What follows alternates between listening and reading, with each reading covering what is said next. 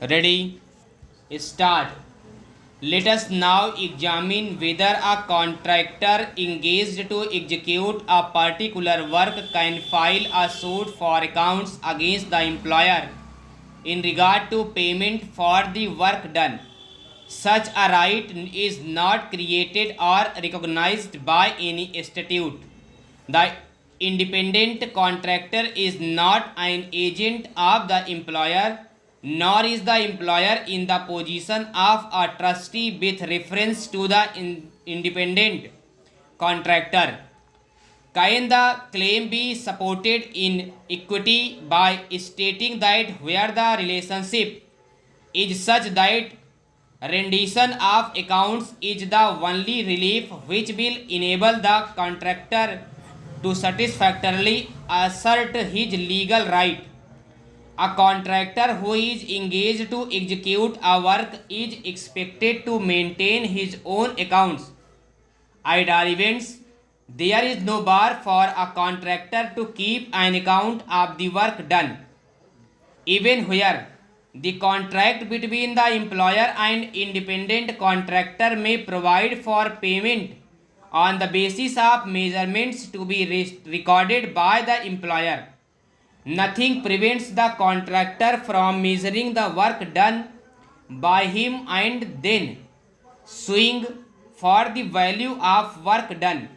The contractor may also demand joint measurements to determine the quantum of work done. If the employer was for some reason does not cooperate or prevents the contractor from taking a physical measurements, the contractor can seek appropriate legal remedy which will enable him to take measurements or to secure the information from the measurement book in the custody of the employer. Therefore, either the fact that the measurement book is maintained by the employer or the fact that the contractor does not possess the exact measurements will not entitle the contractor to file a suit for rendition of accounts against the employer. A careful reading of section 149 shows that it would apply only in respect of the court fee payable at the time of institution of the suit. If the court fee due on the plaintiff when instituted is not paid wholly or partly by the person instituting the suit, the court in its discretion may allow him to pay the court fee or deficit court fee within the period fixed by it. Section 149 has no application where the court fee due on the plaintiff as per the valuation of the suit is fully paid, but subsequently it is found that a large amount is due to the plaintiff.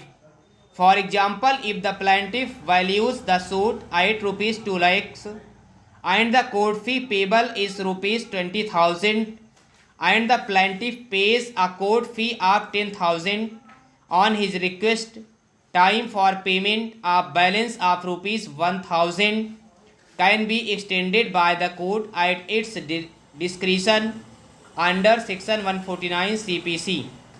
But where the claim was rupees 2 lakhs and full court fee of rupees 2 lakhs was paid at the time of institution of the suit, the question of permitting the plaintiff to pay deficit court fee at that stage does not arise, as no court fee becomes payable at that stage.